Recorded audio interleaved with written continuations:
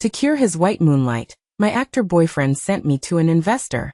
He even personally forced me to take the drug. Be good just one night, and her illness will be saved. Don't you love me the most? Sacrifice for me just this once. I was sent to a hotel room, and when I woke up, I saw his legendary, incredibly powerful father. He pinched my chin. How did you feel last night? Want to perhaps repay my son one more time? I rushed out of the hotel. My bathrobe wasn't even tied properly. The people at the front desk looked at me like I was trash. Miss, you can't go outside dressed like that. I shoved her away and ran barefoot through the lobby. It was raining outside, cold as knives. I hailed a taxi and gave the hospital address. The driver looked at me through the rearview mirror, his lips turning down. You are. Shut up and drive. I was trembling all over. Not from the cold, but from hate. Caleb, I want an explanation. Why would you do this to me? The taxi stopped at the hospital entrance. I threw a handful of change and rushed inside. The nurse at the registration desk stopped me. Miss, you can't go in like this. Get out of the way. I shook off her hand and headed straight for the inpatient department. Isla was in the ICU, 13th floor. I rushed up the stairs, each step leaving a wet footprint. The 13th floor hallway was quiet. I saw Caleb. He was standing outside the ward, holding a bouquet of white roses. Those were Isla's favorite flowers. He used to give me red roses. He said red roses suited me. I walked over and looked through the glass. Isla was lying in bed, her face as pale as paper. Caleb pushed the door open, sat by the bed, and took her hand. He lowered his head, and his voice seeped through the door crack. Isla, please wake up. As long as you wake up, I'll do anything. Nora loves me the most, she'll understand. She'll sacrifice for our love. My mind exploded. What our love? What she'll sacrifice? I burst into the ward and grabbed Caleb's collar. Caleb, explain yourself. What am I sacrificing? You fucking sent me to that old man, let him do those things to me, and you say I'll understand? Caleb was startled and jumped up. Nora, calm down. Calm down my ass. I pointed at his nose. You drugged me, sent me to the hotel. Do you even know what I went through? I know. Caleb looked at me, his eyes full of impatience. But it was to save Isla. To save her. Yes, Isla's surgery needs 30 million. I don't have the money. Victor is willing to pay for it, on the condition that you spend one night with him. Didn't you say you loved me? I was stunned. He actually said it. He actually thought that sending me to another man was justified. Caleb, are you even human? I'm saving someone, he roared back. Isla is dying. Do you understand? What about me? My voice was trembling. I was drugged, I was violated, what am I? Just bear with it, you won't die. I slapped him. Caleb's face turned to the side, the veins on his temples bulging. He slapped me back. I crashed into the wall, the back of my head hitting the corner. Blood flowed down my hair. You're a lunatic. Caleb pointed at me. Isla is still being rescued. What are you doing here? Security. Security. 2 security guards rushed into the hallway, grabbing me on either side. Drag this troublemaker out. I'm not a troublemaker. Caleb, explain yourself. Drag her away. The guards dragged me out. I held onto the doorframe with all my strength. Caleb, you'll regret this. You'll regret this. I was thrown out of the hospital. The rain was still falling. I knelt on the ground, soaked to the bone. The blood on my head mixed with the rain, flowing into my eyes. I couldn't see anything. I went to the police station. The young female officer who received me looked at me like I was a pathetic case. You said you were drugged and violated? Yes. I told her what happened. The policewoman took notes and told me to go to the hospital for a forensic examination first. I went back to the hospital and registered for emergency treatment. The doctor drew blood, took samples and prescribed a bunch of forms. The results wouldn't be available for 3 days. I returned to the police station, and the policewoman said, "Go home and wait for news." I have nowhere to go. The policewoman glanced at me, sighed, and gave me a temporary certificate to stay at a nearby hostel. 3 days later, I received the report. The report stated, Drug residue in the body has been metabolized and cannot constitute effective evidence. I took the report back to the police station. After reading it, the policewoman shook her head. It's difficult to file this case. Why? No surveillance footage, no drug evidence. It's difficult for you to prove that you were violated. What about the injuries on my body? You could say you fell. The policewoman said realistically. And the other party has hired a lawyer and is countersuing you for defamation. I sat in the chair, my mind blank. What do I do? I suggest you find a lawyer. The policewoman handed me a business card. But to be honest, this kind of case is hard to win. I walked out of the police station. It was already dark. My phone rang. It was the agency. Nora, come to the company immediately. I took a taxi to the company. The agent was sitting in the office, his face livid. Nora, do you know what's become of you online? I opened Weibo. The top trending topic. Hashtag Nora accuses actor boyfriend after failed attempt to seduce investor hashtag. I clicked on it, and it was all abuse directed at me. Isn't this woman too shameless? Will do anything to get to the top? Caleb is so unlucky to have such a girlfriend. I scrolled to the bottom, my fingers trembling. Nora, the company has decided to terminate your contract. The agent pushed a document in front of me. This is the list of penalty for breach of contract. Settle it within 3 days. I looked at the string of numbers. My vision blurred. 8 million. I don't have the money. Then sell the house, sell the car, sell everything of value you have. The agent stood up. If we don't see the money in 3 days, we'll take legal action. I was kicked out of the company. Sponsors called one after another, demanding compensation for breach of contract. Added up, it was 15 million. I only had 200,000 in my card. I returned to the rented apartment. The landlady was already waiting at the door. Nora, don't go in. The landlady was a middle-aged woman, arms crossed. I saw the news, and I don't want to rent the house to someone like you. I paid half a year's rent. I'll refund it to you. She threw a wad of money over. Leave now, don't make me call the police. I stood downstairs, dragging my suitcase. It started to rain again. I opened my contact list and made calls one after another. None of them went through. They had all blocked me. I sat on the curb, hugging my knees. Rainwater dripped from my hair. A black car stopped in front of me. The car window rolled down. It was Victor. He sat in the back seat, smoking a cigar, looking at me. Get in the car. I didn't move. Do you have a choice? He smiled. Either come with me, or die on the street. The car door opened.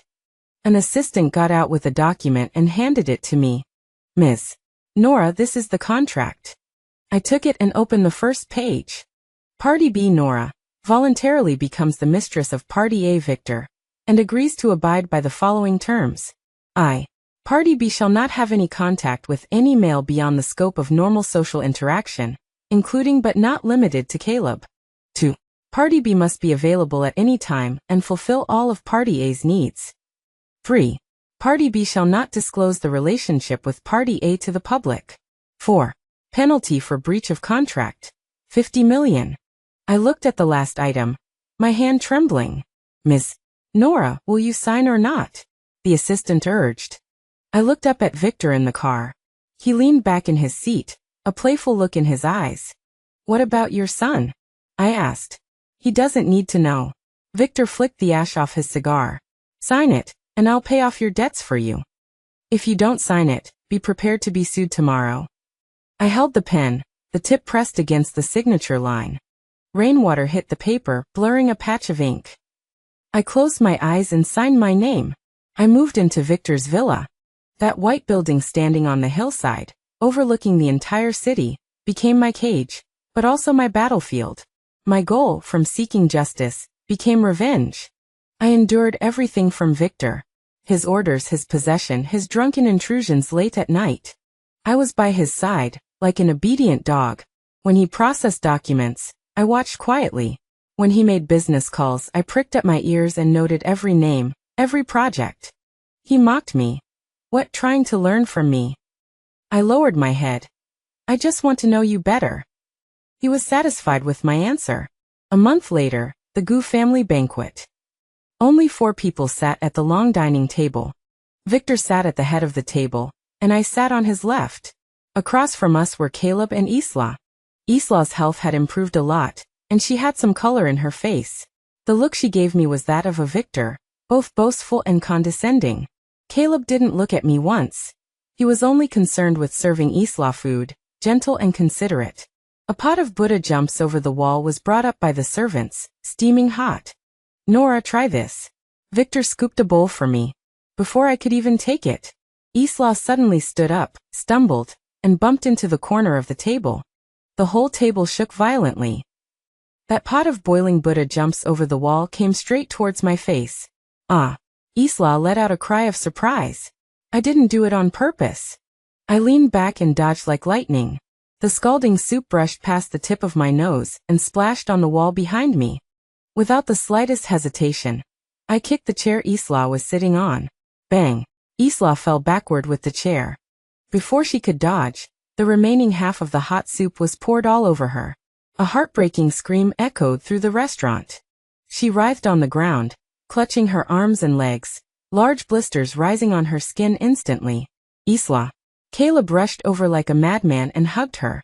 Isla began to convulse in his arms, her lips turning purple, her breathing rapid. Quick! Call an ambulance. Caleb held her and roared back at me. Nora!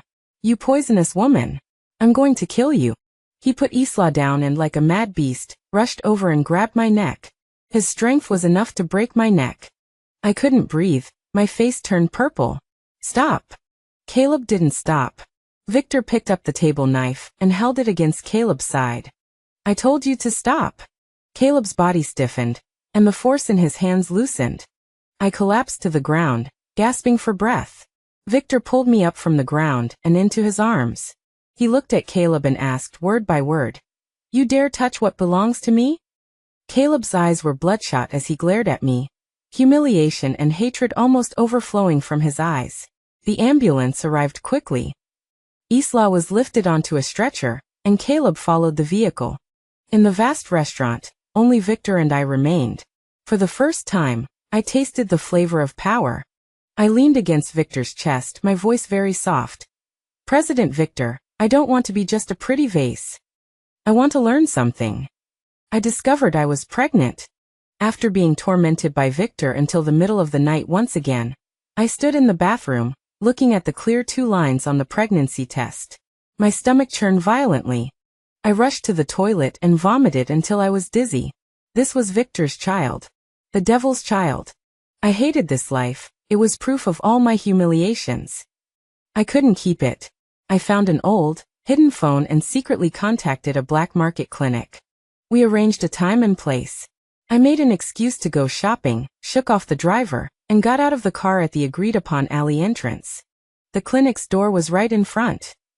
Just as I was about to walk over, 2 men in black suits blocked my way. Victor's bodyguards. Ms. Nora, the president requests your return. My heart sank. I was taken back to the villa, dragged directly to the top floor room. Victor was sitting on the sofa, his face so gloomy it could drip water. He threw my phone on the ground, the screen shattering. What do you want to do? Abort this abomination. I stared directly at him. Abomination. He stood up, approaching me step by step. Nora, say that again. I said, I want to abort this abomination. He grabbed my chin.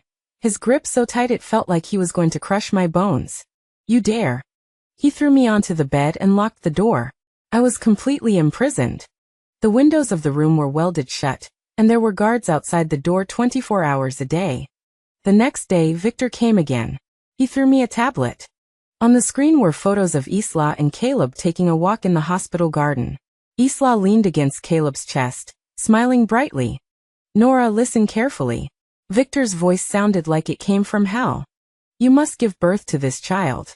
If anything happens to him, I will let those 2 people in the photos rot silently in their hospital beds. Don't you love him? Guess, how crazy will he be to watch his beloved wither away little by little? All the blood in my body seemed to freeze. Looking at him, I felt a chill run through me. I fell into utter despair. I couldn't die, and I couldn't let anything happen to the child. Then let's die together. I began to feign obedience, pretending to focus on prenatal care. I ate on time every day, cooperated with the doctor's examinations, and even wore the gentle expression of an expectant mother.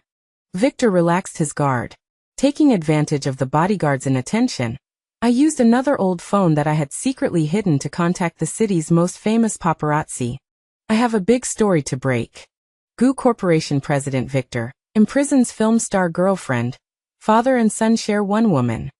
Location: 3 days later, GU Corporation's 30th anniversary gala. On the day of the gala, I was allowed to attend. I wore a gorgeous evening gown, linked arms with Victor, like a perfect companion. The plan went smoothly.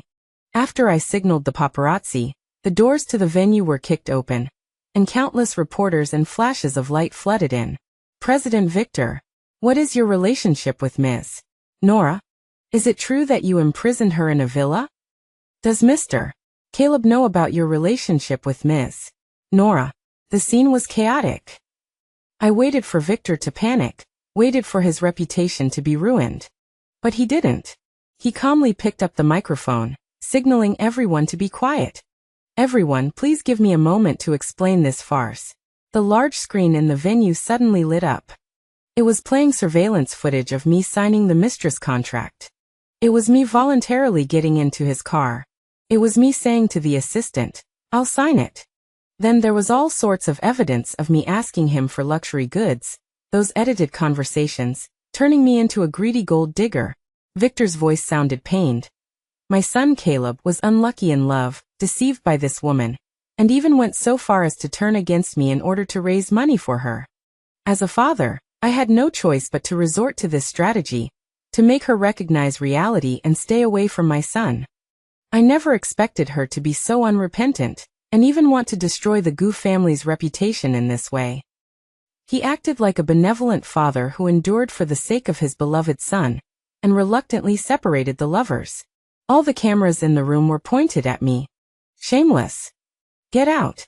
Why doesn't this kind of woman just die? Caleb and Isla's love, at this moment, was portrayed as legendary. And I was completely nailed to the pillar of shame. Looking at Victor's hypocritical face on the screen, I felt a rush of blood to my head. A sharp pain came from my lower abdomen. Everything went black before my eyes. A patch of warm liquid beneath me quickly stained the white evening gown. When I woke up, everything around me was white. The smell of disinfectant stung my nostrils. A nurse walked in, and seeing that I had opened my eyes, her tone was flat. "You're awake. You had a massive hemorrhage, almost didn't make it." I didn't speak. She continued, "The baby was premature and is in the incubator. Whether he lives or not is up to him." The he she spoke of was my child with the devil. I propped myself up, pulling out the needle from the back of my hand. "I'm going to see him." The nurse frowned. "You're very weak right now."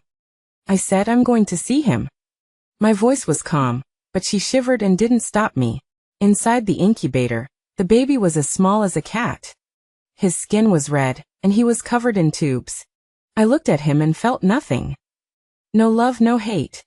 Only a dead, icy wasteland. I went straight from the hospital to Victor's villa. He was watching financial news in the living room, and didn't even glance up when I came in. What a tough life. I walked in front of him, blocking the TV screen. "I want Starlight Entertainment." He finally shifted his gaze from the screen to my face, as if he'd heard a joke. "What makes you think you deserve it?" I said, one word at a time. "The child lying in the incubator, who carries your GU family blood. He's your only heir." Victor's expression didn't change, but his fingers stopped tapping the sofa. "You're going to use him to threaten me?" "No, it's a trade." I looked at him. "Give me Starlight Entertainment. In return, I will personally elevate your good son Caleb to the highest position in the world." "And then?" he asked, a hint of amusement in his voice. "Then, at his most glorious, most triumphant moment, I'll send him plummeting into hell, shattering him to pieces." I smirked. "This is what I'm returning to him. It's also a gift for you, for the GU family." The air froze. Victor stared at me, and after a long time he suddenly laughed. "Interesting." He stood up, walked over to me, and pinched my chin. I like the look in your eyes. Like mine. All right, I agree. He let go of my hand. Starlight Entertainment is yours. I'd like to see what tricks you can pull off. An assistant quickly brought the equity transfer agreement. I took the pen, without the slightest hesitation. The moment I signed my name, I killed the Nora of the past. I returned to the hospital and stood in front of the incubator. The nurse asked beside me, "The baby doesn't have a name yet, have you thought of one?" I had. Wyatt. The winner. On my first day as CEO of Starlight Entertainment, the HR director placed a list on my desk. President Nora, this is a list of all the company's current artist contracts and key management personnel information. I glanced at it and pushed the list back. I don't need it. I took out another list I had prepared and threw it in front of him. The people on this list, fire them all by the end of today. The HR director picked up the list, his face turning pale. President Nora, this won't do. These are all the company's veterans and some are people Director Victor sent. Now I am the rule. I looked at him. If you can't do it, you can get out with them. His legs began to tremble, holding the paper like it was a branding iron. Yes, President Nora. Within half a day, Starlight Entertainment underwent a major reshuffle. Cries and curses echoed throughout the office. A fired vice president stormed into my office, pointing his finger at me and yelling, "Nora, you bitch. Who do you think you are? You're just a dog that Director Victor keeps. Director Victor won't let you get away with this." I picked up the phone and dialed Victor directly. The call connected, and I put it on speaker. "President Victor, your people are causing trouble here." Victor's voice came from the other end of the phone, cold and without emotion. "Get rid of them." The vice president's face turned from flushed to pale. The bodyguards dragged him out. I quickly took control of the company. I looked through all of Caleb's information, planning his future path. The producers of a top Hollywood sci-fi film were holding global auditions for the male lead. This was the best stepping stone. I needed leverage to trade with the capital behind the producers. I turned my attention to a new artist who had just signed with the company. He was pure, had potential, and was like a blank sheet of paper. Also the easiest to ruin. I arranged a drinking party and had the company's rival set him up. The next day, he cried bitterly in my arms, begging me to save him. I sent a clip of an unspeakable video to the producer in Hollywood. "I want the role. Consider the video my gift to you." Late at night, I watched the video on my phone of the new artist kneeling on the ground and crying, and drained a full glass of red wine expressionlessly.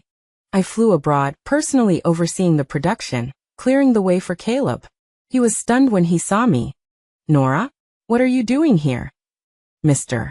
Caleb." I smiled formally. "From today onwards, I am your head of management. Please call me President Nora." He wanted to approach me, but my assistant stopped him. "Mr. Caleb, President Nora is working." He watched me negotiate smoothly with the director and producers in fluent English. Watch me argue with the lighting director for a single shot. That look in his eyes changed from shock to confusion, and finally to an irrepressible inquiry. Outside of work, I ignored him. At a gala, I linked arms with a blonde, blue-eyed investor, smiling radiantly. Caleb stood in the corner, holding a glass of wine, staring intently at me. His possessiveness was ignited. He started looking for me frequently, using work and the script as excuses. "Nora, what do you really want?" He blocked me. "To help you become an international movie star." I looked at him, like I was looking at a product. "That's my job." "And after work?" "After work, you and I have nothing to do with each other." My indifference drove him crazy. The more he went crazy, the more he immersed himself in filming, wanting to prove something with his performance. The day filming wrapped, the film was a huge success. Caleb's name resonated across the globe. I threw him a grand celebration party. At the banquet, I raised my glass. "Congratulations, Mr. Caleb. Only one more trophy stands between you and your dream." After the Oscar nominations were announced, Caleb went crazy. He began to appear in my life constantly. Downstairs at the company, outside my apartment, at my usual restaurant. The expensive gifts he sent, from jewelry to limited edition bags, piled up at the reception desk. I had my assistant throw everything, untouched, into the trash. President Nora, these are worth nearly 10 million. Then tell the garbage truck to come quickly. The head of security called me for the third time. President Nora, Mr. Caleb is here again, refusing to leave downstairs. We can't forcibly remove him. Put him on the visitor blacklist. If he comes again, call the police and say he's harassing me. That day, after a public brand event, he cornered me in the parking garage. He reeked of alcohol and grabbed my wrist. Nora. I shook him off. What exactly do you want? He stepped forward, forcing me against the car door. You brought me to this position. Isn't it because you still love me? Come back to me. Let's be like before, okay? He tried to hug me. That face that once made my heart flutter was now only disgusting. Nora, I was wrong, forgive me. His lips were about to press against mine. I took out pepper spray from my bag and pressed it hard against his eyes. He screamed, clutching his eyes, and crouched on the ground in pain. I took out my phone and dialed the police. Hello, 110? I'm being harassed in Area B of the Global Center's underground parking garage. I hung up the phone and looked down at him condescendingly. Caleb, don't let me see you again. Victor ultimately suppressed the matter and it didn't make the news. But Caleb's obsessive and crazy image spread like wildfire in the industry, and several endorsement deals with international brands fell through. When my assistant reported this to me, she was worried.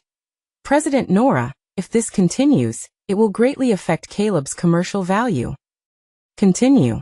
I flipped through the documents. Raise his heat to the highest level. His pain is the best fuel for my plan. Late at night, I stayed alone at the company. I turned on my computer, implanted the program I had prepared long ago, and quietly infiltrated Starlight Entertainment's internal server. What I was looking for wasn't in the artist profiles, but in the financial data. Strings of encrypted code were deciphered. After countless nights of piecing things together, a huge network unfolded before me. Starlight Entertainment was just a money laundering tool for the GU Group. Those so-called losses from investing in movies, the huge expenses of overseas filming, were all smokescreens for transferring assets. And the person leading all of this was Victor. I copied all the data and saved it to an encrypted USB drive. Not enough. I needed one last strike. I found the attending physician who had forged Isla's medical records back then. Victor had already sent him to a private hospital abroad to be the vice president. He was living a good life. I arranged to meet him at a cafe. He was very wary. Ms. Nora, I don't understand why you're looking for me. I pushed a voice recorder in front of him. I want you to tell me everything that happened back then, word for word. He smiled. I don't understand what you're talking about. I took out my tablet and opened a video. In the video, his wife and daughter were playing in a park, laughing happily. Your daughter is very cute, I said. She's starting elementary school next month, right? I heard the security system at that international school isn't very good. His face changed. Are you threatening me? No. I pushed a Swiss bank draft across the table. I'm giving you a choice. Either take this money and take your family to a place where no one knows you and live the rest of your life in peace.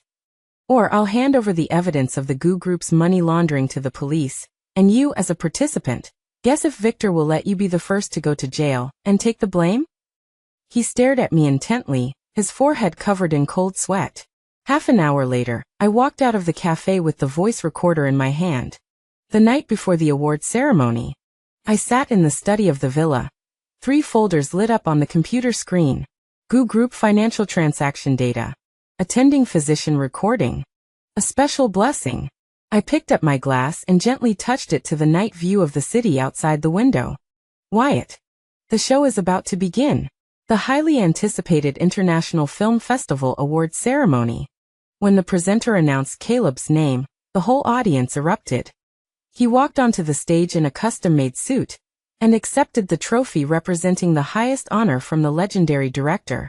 Under the spotlight, he was impeccably handsome. He held the trophy and choked with emotion. Thank you to the jury, thank you to my team, thank you to everyone who supports me. But tonight, I want to dedicate this trophy to one person. His eyes crossed the camera lens, full of affection. She is far away in the country, fighting against illness. She is the light in my life, my only faith and motivation. Isla, wait for me to come back. The audience applauded thunderously, and countless people were moved to tears by this fairy tale love. In the live broadcast comments, the topic #Caleb Isla Forever Locked hashtag was flooded. The host said emotionally, "This is so touching. Now let's invite Mr. Caleb's president of Starlight Entertainment, Ms. Nora, to come on stage and congratulate our best actor." The music started. I wore a bright red dress and walked, step by step, to the center of the stage in high heels. I took the microphone from the host and walked up to Caleb. He looked at me, his eyes still red, his emotions agitated. "President Nora." I smiled at him. "Mr.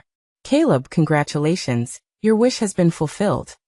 As your boss and also as an old friend, I have prepared a special gift for you." I turned to the audience and the camera. "This gift is a blessing VCR. I think the global audience, like me, will offer their most sincere blessings to your love." I gestured to the backstage. The big screen in the venue lit up. The image was not some warm blessing, but a luxurious private club. Victor leaned on the sofa, with women on either side, smiling contemptuously at his business partners. "Caleb? He's just a piece of trash." The smile on Caleb's face froze. In the video, Victor's voice clearly echoed throughout the venue. "What bullshit, terminal illness, late-stage bone cancer. All of those medical records were forged by people I hired, even the treatment plans and those sky-high priced drugs were fake. I just wanted to see how crazy my love-struck son could go for a woman. Turns out he really disappointed me. He'd argue with his own father for a woman, and send his woman to my bed for 30 million. A tool that can be discarded at any time. How dare she be the daughter-in-law of the Gu family?" At the end of the video, Victor raised his glass towards the camera, letting out a mocking sneer. The whole venue was deathly silent. You could hear a pin drop. All the cameras were pointed at Caleb. The color drained from his face completely, and in those affectionate eyes, there was only utter collapse and destruction left.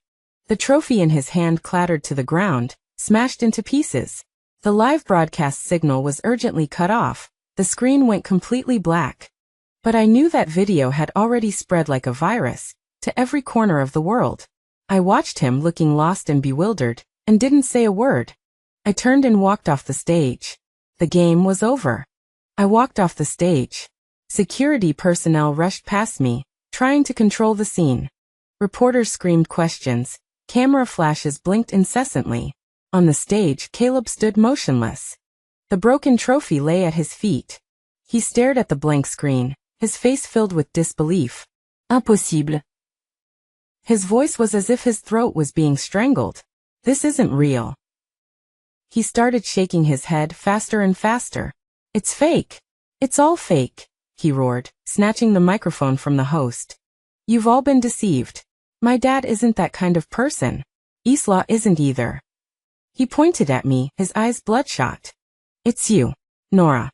You forged all of this. You venomous woman." He threw the microphone stand at me. The metal stand crashed at my feet, making a piercing sound. Security finally pinned him to the ground. He struggled, kicked, and roared. Then he stopped. He looked at the lights on the ceiling. He started to laugh. That laughter was sharp, broken, making everyone in the venue shiver. He just lay there, crying and laughing like a madman. My phone vibrated. It was a news push notification. #Isla fakes illness hashtag.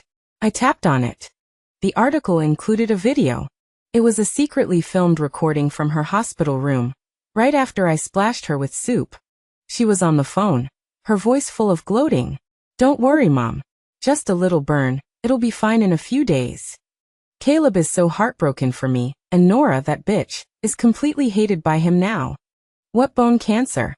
Did you actually believe that? That was all arranged by Uncle Victor, just to fool that idiot Caleb.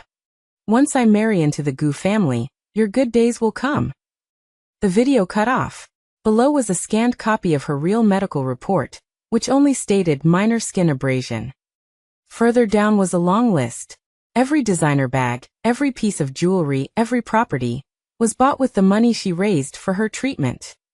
The comment section exploded. Holy crap! Drama of the year. The white moonlight is actually a green tea bitch. I donated 500 yuan to her before. Liar. Give me back my money. Expose her. Expose her ancestors for 18 generations. The public opinion completely reversed. I put away my phone and walked out of the chaotic hall. My car was waiting at the back door.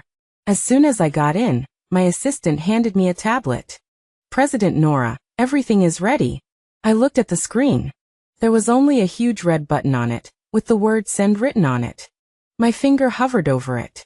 I remembered that rainy night. I remembered those humiliations. I remembered those pains. I remembered my child, once lying in an incubator. I pressed it. An email with the subject, Evidence of Financial Crimes by the GU Group, was sent to the Supreme Procuratorate and all major financial media in the country. Everything was in the attachments.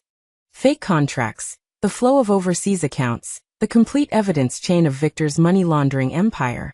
I closed the tablet. Home. The car slid into the night. The city lights flashed past the window. The phone vibrated again. It was a live news broadcast. A row of police cars, sirens blaring, stopped in front of the GU Group headquarters building. Prosecutors in uniform rushed into the building. We have received a report to conduct a surprise investigation of the GU Group. Please cooperate with everyone. The screen cut to the international airport. Victor, wearing a trench coat and sunglasses, was pressed against the wall by two police officers. His face was contorted with anger and disbelief. Do you know who I am? Let me go. A pair of handcuffs locked his wrists. Victor, you are officially arrested for multiple major financial crimes. The next day, the stock market opened. The stock ticker of the GU Group was a vertical red line, plummeting straight to the bottom. 100 billion market value. Evaporated instantly. My trading account, however, presented a different picture. The short positions I had been setting up for months brought me countless profits.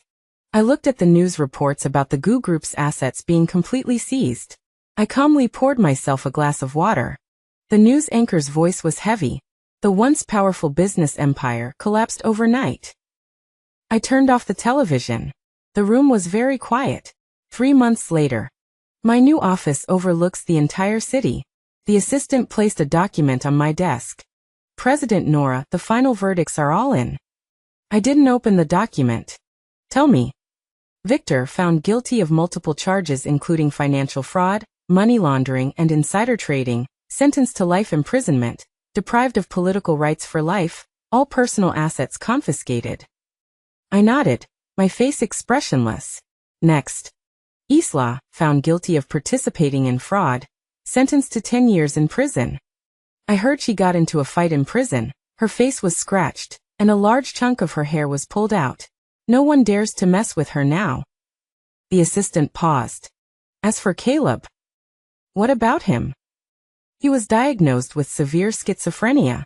The shock from the ceremony that day was too much. He's completely insane. He was sent to the city mental hospital. He just holds a pillow all day, ignores everyone, and keeps repeating one word. What word? Nora. The hand holding my pen stopped. I understand. I said. You can leave. The office door closed. I sat for a long time. Revenge, I succeeded. They are all in their respective hells. Starlight Entertainment is now completely mine, more powerful than ever. I should celebrate. I feel nothing. Only a vast, empty void.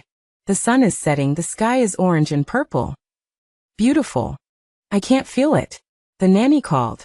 Miss Nora, the young master is smiling. Would you like to see? I switched to the monitor feed on the tablet. My son, Wyatt, was lying in his crib, waving his little hands. He gurgled and laughed, a toothless smile on his face. He is a new life, the future. I should be happy for him, happy for myself. I can't. The girl who once believed in red roses is buried under a thick layer of ice. She's dead. I killed her with my own hands. The next day, I had the driver take me to the old Gu family villa on the hillside. The car stopped in front of a rusty iron gate. A court seal was affixed to the door, the writing already eroded by the wind and rain. I got out of the car holding Wyatt. He was wrapped in a soft cashmere blanket, sleeping peacefully. The garden was overgrown with weeds. The windows were all broken. The once white walls were covered in stains. This was my cage, my battlefield. My nightmare began here. Now it's just ruins. I stood, looking at them and the wreckage of my life. Wyatt stirred in my arms, making a small sound. I looked down at him. This is my victory, my spoils. My blood, and the blood of a demon. But he is mine. I was brought here alone, a sacrifice to false love. I am still alone now, but I am the one holding the knife. I turned around, without looking back. I walked away, leaving the ruins behind. The sun shone on my face. Behind me were 3 ruined lives. Ahead of me was the future I created with my own hands. It is a kingdom for one. Me.